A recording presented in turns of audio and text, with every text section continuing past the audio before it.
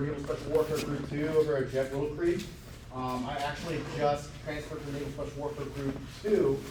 So SEAL teams in Group 2, those teams in Group 4 over at Willow Creek, and I was a medical department LCPO over there. I'm an IDC. Want me to click for you? Yeah. Okay. I'm an IDC.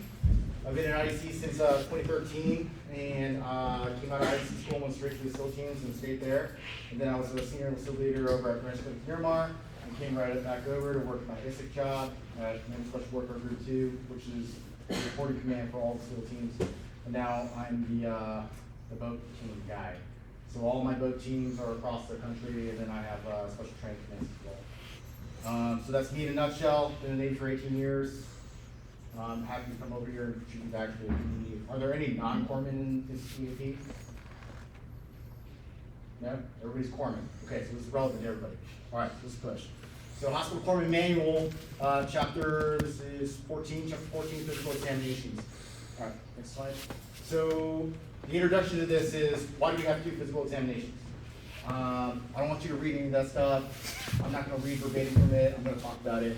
Why we do physical examinations is because it is the most truest, objective way for medical providers and medical assistants and providers to determine whether there is a disqualifying condition, there's an injury, or there's nothing there at all. So put that in your brains too, that you are not always looking for something. There is a possibility that you will find nothing. Next. All right, authorized medical providers. Obviously, you guys probably hit on this already at chapter 15. Independent practitioners, such as a nurse practitioner, a physician assistant, a doctor, or independent duty corpsman. The only difference I want you to understand is that if on a hospital corpsman exam, you guys see IBC on there, that may be the trick. Okay, keep that in your brain. In the Navy, IDCs are like privileged providers, and that's the shit, right? Everybody goes to an IDC or whatever before they do anything else. However, they're going to use that privileged provider on a hospital corpsman exam to try to trip you up. So it comes down to who is authorized to prescribe medications for controlled substances. IDCs can do that. Yes, we can, but with the authorization of the licensed provider that we're underneath. So pay attention to those questions very closely, especially if IDC is one of the answers. Next, please. So the physical exam requirements, mostly all the same. Mostly. Things you have to understand, like laboratory tests to detect syphilis, RPR, that's a super expensive test. We don't really need that a lot of times. We're using for like SO physical, dive physicals, things like that, just to make sure these guys don't have syphilis. And the reason being is because if these guys have syphilis, they start to develop latent effects and latent conditions, it's going to pull them out of special operation duty. So that's why we use them. But is it going to pull a guy out of the main space, kind of an engine room, in a ship, or a DDG or something like that? Probably not. It's just something you're going to have to manage as a foreman. So understand that RPR, that's your target. You guys see like laboratory results, and one of those things is like an answer, and it says RPR. That might be the one that's going to be the outlier of like what is not required for X examination. RPR, syphilis test. RPR has a different acronym for it too, but we're going to use RPR. HIV, always common. We're always going to use HIV in just about every special examination, physical examination. We're going to use it for forced health protection and surveillance. Guys coming on deployment, coming back on deployment, every 2 years for transfer. So that's one of your most common ones. Lipid panels, or cholesterol, the fasting labs, we're kind of modifying that a little bit to be tailored towards the patient. So we don't always need those, but we're going to have them as a more common one as well. Everybody gets an eye exam for visual acuity. Everybody gets an audiogram for hearing capabilities. And then dental examination, you have to be at least a class 2, or T2, excuse me. Yeah, class 2 to T2, whatever nomenclature you're going to use to be fully medically ready. If you're class 1, that's it, you got your dental cleaning, everything's here, everything's clean, everything's nice. 3s are usually for like any type of surgical consults, fillings, tooth removals, wisdom teeth even. And then 4 is just down hard, like you need something out of everything. And we gotta come in, or you gotta come in to make that determination. Next slide, please. Next slide. So the different types of physical examinations. I'm not gonna hit on this too hard because you guys went like really in depth on that on chapter 15. Like, I don't even know why that was 20 minutes. But that's physical, your entrance physical. if you guys don't take anything away from physical examinations, please take away 2808, which is your physical examination form. That's the form that I'm gonna go through and I'm gonna look you over, up and down, I'm gonna move you around, I'm gonna check your neuro, and I'm gonna annotate all that on the 2808 TD form. The 2807 TAC 1, that's your questionnaire. If you're the service member and you need to have a physical for whatever reason, I need to know certain things about you. So I'm gonna give you this 2808, that's your questionnaire. It's a bunch of bubbles. You have a big block at the back that answer all your yeses for. So please, if you don't understand anything, those two forms. And they are filed in section 3 of your health record. So if you open it up, health record 1, 2, flip it over, 3 and 4. It's gonna be in your section 3. Next slide. PHAs. Everybody knows what PHAs are. I'm not gonna bore you on PHAs. We need them annually.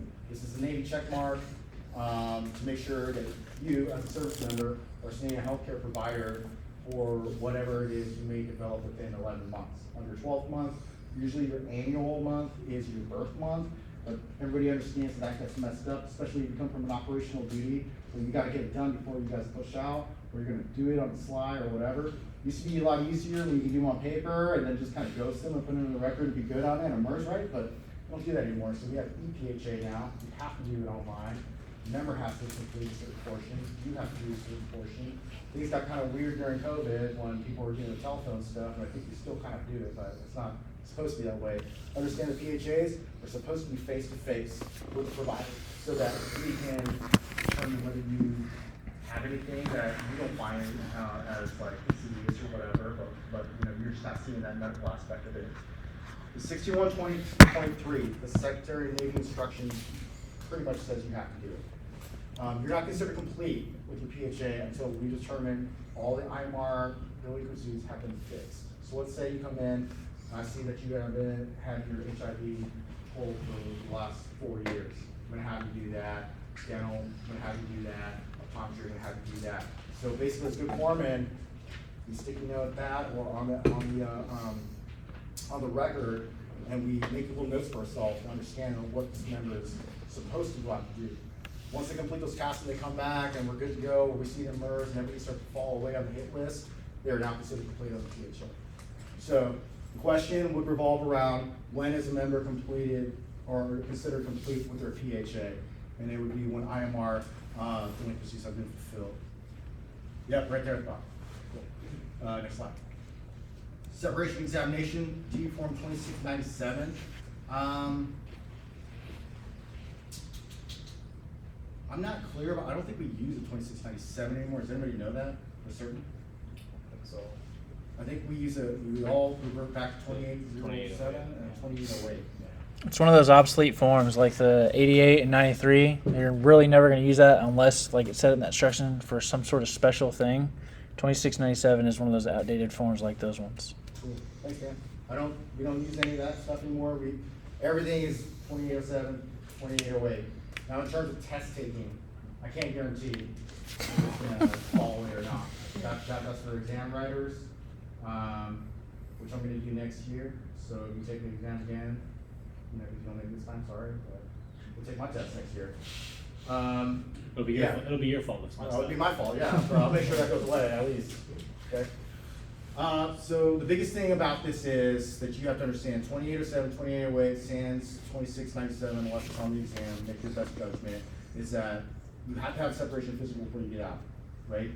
We, as a service, have to determine whether you, as a service member, are not broken. And if you're not broken, you're clear to get out, clear to move on with your life and get on with whatever you want to do. If you are broken, you have a time frame, usually 180 days to 90 days, to fix whatever we found on you. Because we can't send you out to the world all broken and stuff too. That's how lawsuits happen, and like the Navy did to me, and they didn't do anything to stop it, or they didn't do anything to help me. So I'm gonna sue the Navy. That's how we answer that question by doing a separation physical. You have to have a lot of time on it, a lot of time. Otherwise, we're just gonna keep finding conditions, and we're not gonna make that EOS one. The SECNAV 1770.3. That is actually an inaccurate name for a notice of eligibility, or whatever it is. That is actually a TSGLI, so it's traumatic service member life insurance policy. Basically, if something traumatic happens to you, i.e. you're missing a limb, losing an eye, anything to do with life, limb, or eyesight that affects your daily function in life to act as a civilian, brush your teeth, start a car, pick up your kids, or whatever, that is another life insurance policy that's gonna be added onto your SGLI for traumatic reasons, so that you may get some compensation benefits from it. That needs to be conducted in conjunction with the separation physical if you rated. Lots of times, sailors don't understand that, and they come in and do separation physical, but they wanna complain about all the shit that they got going on for the past 18 years, right? And you're like, dude, my man, you gotta do this, you know, I get it, it's a couple more forms, but you're gonna get paid for this. So, being a corpsman is not always doing the medical stuff, it's understanding the benefits as well, that go along with service time. I don't think that's gonna be on your exam, honestly, but understand that SECNAV 1770.3 is your T as in Tango SGLI. Most SECNAV 1000 series instructions that are going to be in your bibs are usually involving sexual assault and fraternization or suicide.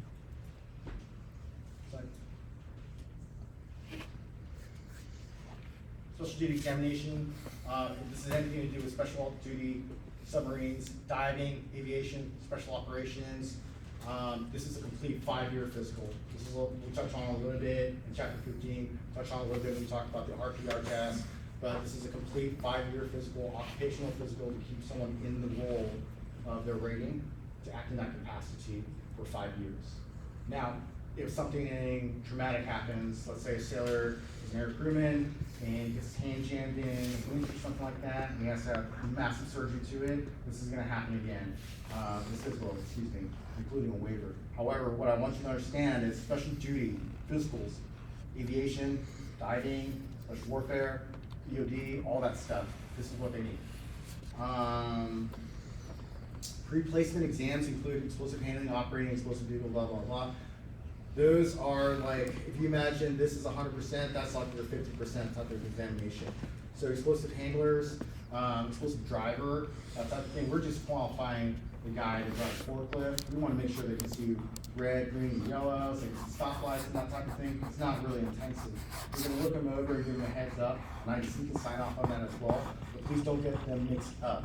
Explosive handlers and then aviation duty, 2 different physicals. So when they ask you down in the exam, understand the differences between those two. Don't pick the wrong one. What? Overseas operational duty suitability screen. Who's on that suitability Facebook shit? That Facebook page? Somebody on there? You on there? You like to see everybody like, hey man, can like use this front cable? Like, hit me up please. It's horrible.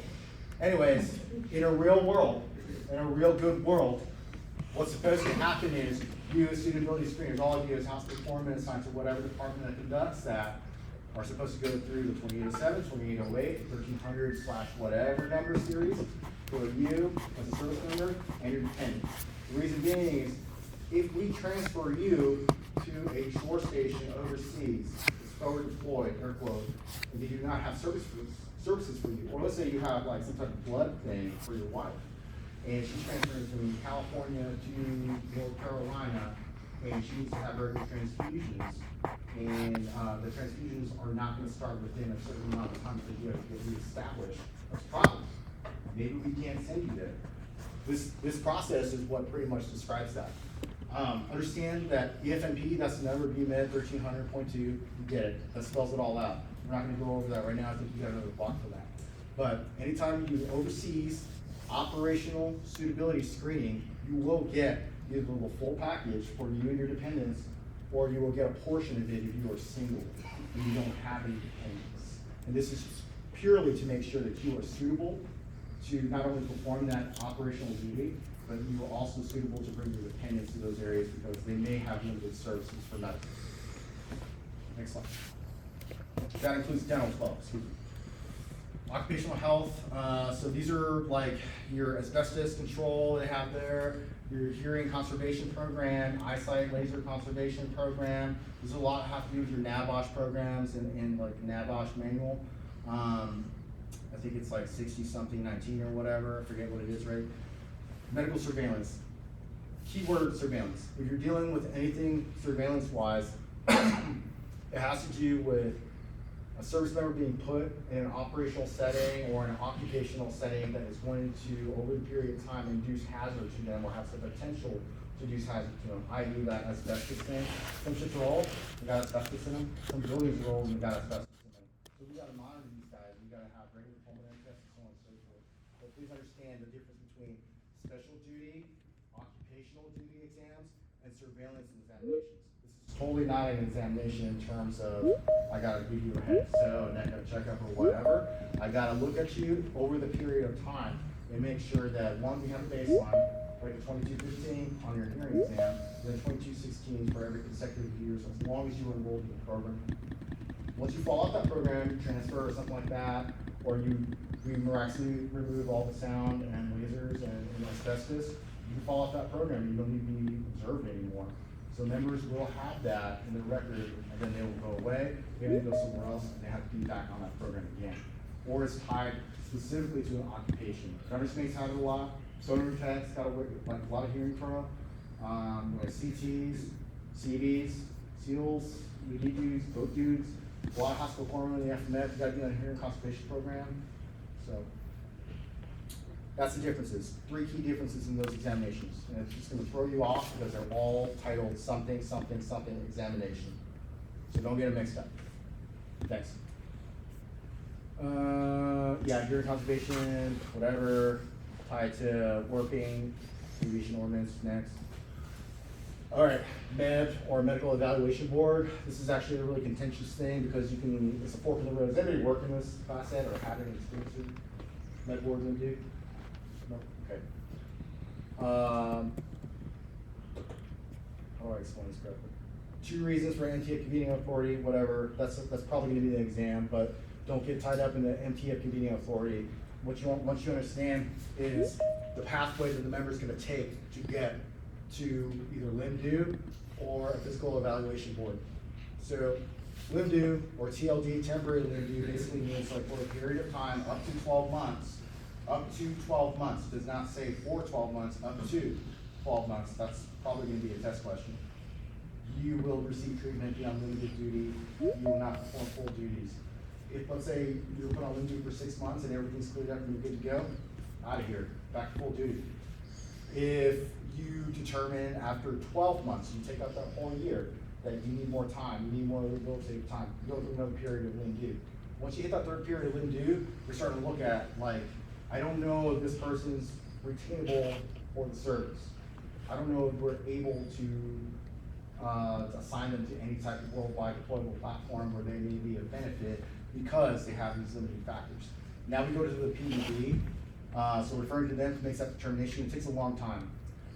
Basically, it just goes up to a bunch of lawyers, everything's legally set, medical providers that are also kind of dealing with legal stuff, making sure that everything's properly documented, and then they make that determination whether the member is willing to, or able to stay in service, not willing.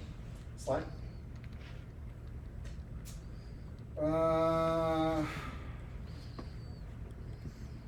Okay, I see what you're saying. The abbreviated temporary medical duty, so that's just a determination, a rolling determination during TLD or LIMDU, whether you are fit to come back to service at full duty. So you have one level here, up to 12 months. We're gonna continue to circle the drain over here, probably gonna go to the next period. If you're doing pretty good, that determination is made by your provider that you're doing very well, you can return to full duty. That's what they're referring to as an abbreviated temporary light duty medical report or whatever. All that stuff doesn't work out, you're gonna move to that med board where that same determination is being made by a higher authority. Questions about that? Pretty clear? Slide, I think it's the end. Yeah, one more, physical examinations, and then, dude, I was like, what, like 7 minutes? Fundamentals of patient care. All right.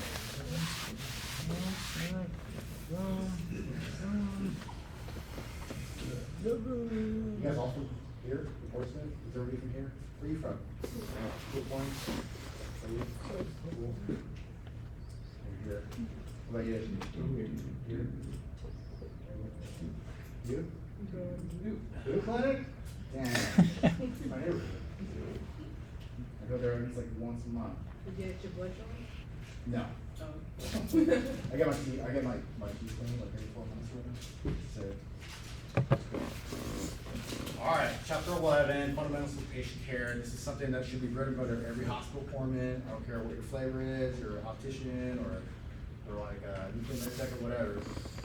Health and wellness of the patient, that should be your staple. In red, it says here, 6300.10, this is the Bill of Rights and Responsibilities of the patient. Healthcare Administration, Comprehensive Accreditation, Official Handbook, blah, blah, blah, by TJC, whatever.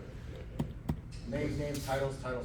6300.10, rights and responsibilities of the patient. The Bill of Rights of the patient. That is what the patient is entitled to as a patient. I think we'll get into a little bit deeper, but it's like the right to access to care, the right to privacy, the right to explanation of treatment, explanation of diagnosis and prognosis. So those are all kinds of, don't quote me on that, but that is essentially what the rights are for the patient. Slide. Professional practice. Okay, HM Occupational Standards School. Senior Medical Department, usually a senior chief. Ooh.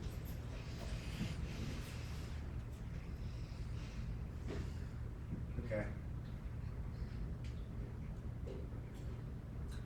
In a big nutshell, all this says is be professional. Hospital foreman, go up to your certain limit. A senior medical department representative, usually chief or senior chief of the hospital corps. That's a question. That's a test question. So who is senior medical department representative? You might need some vague answers like your LPO, your chief, or your LCPO, or something like that. So it may circle around the LCPO, the chief, or the medical department chief, or so on and so forth. So that's a question in the red. Legal limits of practice are defining each state by certification qualifications. All they're talking about there in that big red is that each state has a different standard for how they want a phlebotomist to operate. Alabama may be different from Louisiana, so on and so forth. They may be the same. And that goes for all the flavors of medical, rag tags, and so on and so forth. Some people may be more advanced in different states, and some people may not. How that differs with you in the U.S. Navy is that it really kind of doesn't apply to you because you're kind of out here alone and afraid doing the thing. Right? How to do it. So do it. But understand that there are limitations based off of where you're working. Usually remember that as some nurses, even if they're like they got licensed in California, say they start working in Virginia, they sometimes have to get that licensure now in Virginia based off of the practices they're going to be there because they're going to be differing in what they do in the medical practice. Yeah, super good point. Super good point. My wife is actually a nurse stationed here in the OR, and she moved to California, being obviously not different. And she had to do the whole nursing. I'm a nurse for real. Bang. Here's my PSN. So applies to everybody in different states. Next slide. Professional ethics. Has a hospital foreman pledge there. Ethics is basically do the right thing. I mean, think about you as a patient, think about your family member as a patient. That doesn't just apply to how you're setting up for physical examination or whatever. It applies to your presentation of the room, your presentation of the setting that you're going to put a patient into. When you flip that script around and you want your 7-year-old to walk in here and it looks horrible, why would you? I wouldn't want to put it in there, so why would you turn that around and put it into another patient? So that's essentially what ethics is. Do the right thing, is it just, is it right, is it well for the patient, is it going to take a little bit more time? That's all it's saying here. Next slide. Personal traits, so integrity, have it, do the right thing, privileged communication. The privileged communication they're talking about, I'm not really sure how they're going to turn these into questions for the examination. But privileged communication is essentially the privileged authority for you to understand what's going on with someone's healthcare. You may understand, you may overhear or be part of a conversation or part of the treatment plan for an ectopic pregnancy, a miscarriage or something, super sensitive, super private, but you in your role as a hospital foreman have some big say in it or some big role to play in it, so that is your privileged communication to speak with it to another member of the team. For personal appearance, it goes right back to the ethics thing. You're not gonna put your kid into a nasty room, so don't set that room up or anything else. Also, colloquially, you would think very differently about a medical attendant or a foreman or a doctor that came into your room looking all disheveled, so think about that, put that on yourself. Slide. Interpersonal relations. No real test questions come out of here except for the gender treatment of a patient. I don't foresee like pronouns or anything like that, or transgender stuff being on examinations yet, maybe. But what is basically being said here is that there is a delineation for the hospital coroner manual and for interpersonal relations here on male and female. So if you are a female treating a male, you gotta have that standby, and vice versa. That's really like what's you're gonna pull out of the slide that's worth anything here. Standby must be present when examining and treating a member of the opposite sex. That's really it. Verbal, non-verbal communications. I think we talk about that later. So the test question that's going to be there for the standby, because I've seen it, is who dictates the sex of the standby, and it'll list corpsman, provider, blah blah blah blah. So right now, just know that the patient dictates the sex of the standby. Thanks. Next slide. Communication skills, verbal and nonverbal communication. You can read that, you can understand that. We're doing that right now. I'm speaking to you, you're listening, you're looking around, you're making an acknowledgement, nonverbal communication. Center of the message, receiver of the message, just basically the flow of communication. There's not much to say there except for they can throw some stupid question out there like, you know, what's the flow of communication? And it would be that in red, the sender, the message, the receiver, and the feedback from the received message. Slide. More of it, continued. So psychological, physical, psychosocial, and psychological.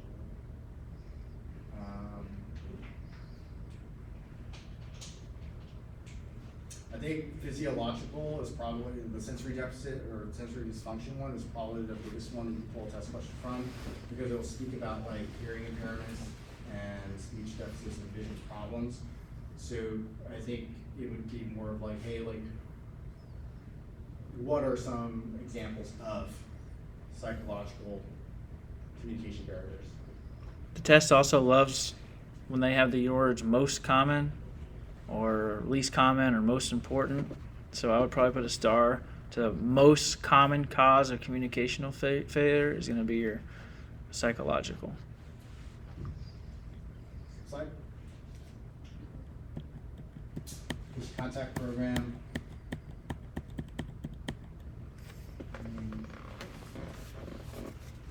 Not much there except for like you have to have contact with your patient, and then you have to have an avenue for that patient to provide feedback for essentially the customer like service, you know, like ICE, I think it is ICE or whatever, like what most commonly used in clinics in the hospitals.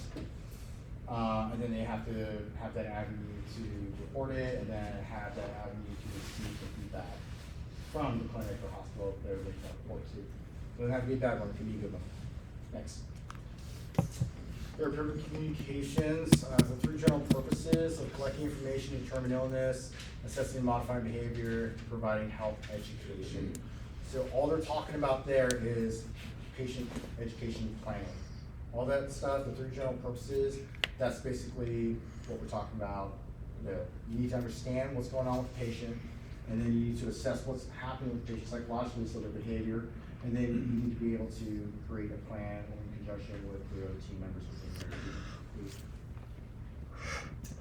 It says here you have to have a therapeutic reason for invading patient's privacy. I don't really believe in that word invading. You're not, we went back a couple slides, you're open to privileged communication. You're not really invading at that point. If the patient deems it to be an invasion, they can say that verbally. Or if they're having some type of nonverbal cue, as like, yeah, I'm not looking at you, I'm gonna talk to you instead, you can clearly understand what's going on there through the nonverbal communication. And at that point, you can actually say like, hey, do you want me to get out of here, or do you feel comfortable just talking to them, and so on and so forth. So it sounds like we're totally catering to them, but again, you put that back on yourself, other than like, I don't want to talk about my personal miscarriage history with everybody in this room. You know, you feel pretty strongly about that too. Slide. Patient education. What do we need to do to make sure that patient gets back on their feet and so they don't come back? I don't think there's a lot that we can do out there. Support behavioral changes for assist individuals, require knowledge. It's really just like conveying that extra bit information that may change the prognosis of what they're being seen for.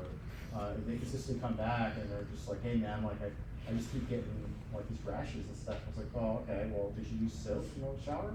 Well, no, you never told me to. Oh, well, you gotta do that.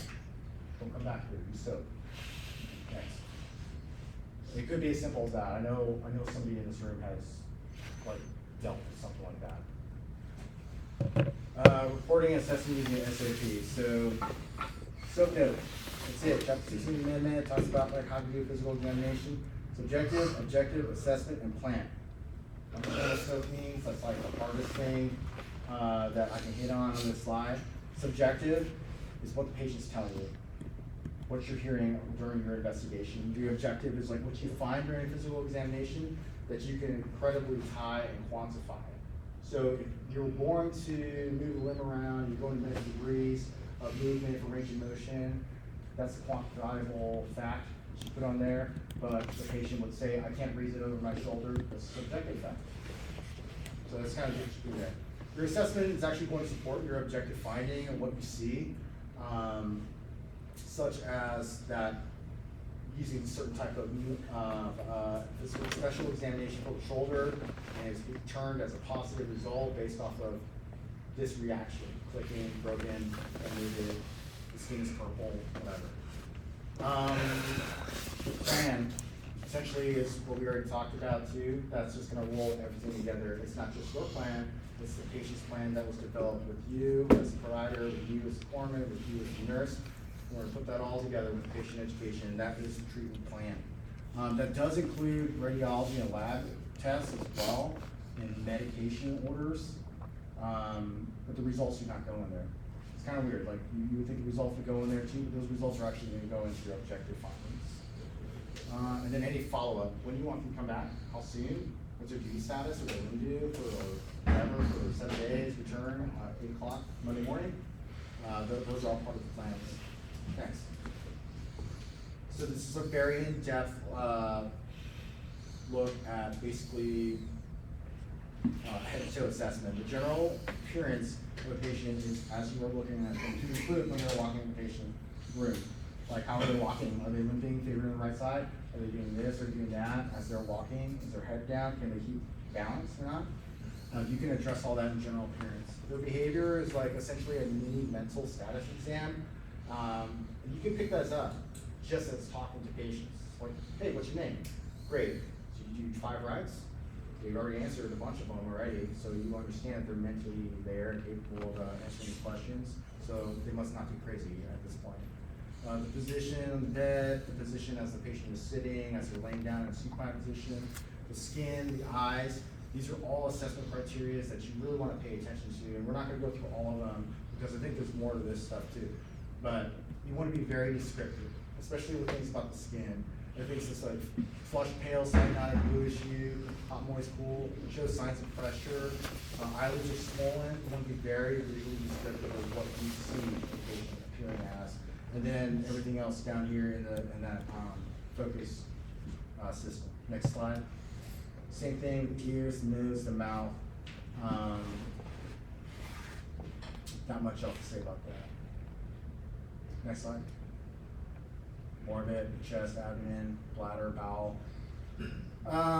So you obviously don't have X-ray vision, you can't see the bladder, you can't see anything, you can tell if someone's pissing themselves, so you can note that, right? If you're going to observe those areas or perform an examination on those areas, what should you have? Stand by. And then, thanks to this gentleman over here, he dictates the sex of the standby. Next slide. Vagina or penis, GU examinations. Sometimes it's necessary to view those things. Sometimes you're in a room where you're a big doc and you got, I don't know, like 4 patients, but you got 1 provider. You just got to be running all throughout the rooms and everything too. It's gonna be kind of hard to do that, but sometimes you're gonna have to do that. Sometimes you're gonna have to make that visual cue, that visual determination to help that stream off a little further. The food and the fluid intake. It's really like in-depth questions, like do you get thirsty often? You're pointing more towards endocrine and everything too. I don't think we're really doing a lot of that, but you can, when was your last diet? When was your last meal? what was your last meal? What did you have? Did you eat anything this morning? Those are good examination questions. And then any current medications that you're taking now, as those things can affect like urine quality, blood pressure, so on and so forth. Next slide. That's it. Dude, 22 minutes. You go lunch. Then you come back to 1, right?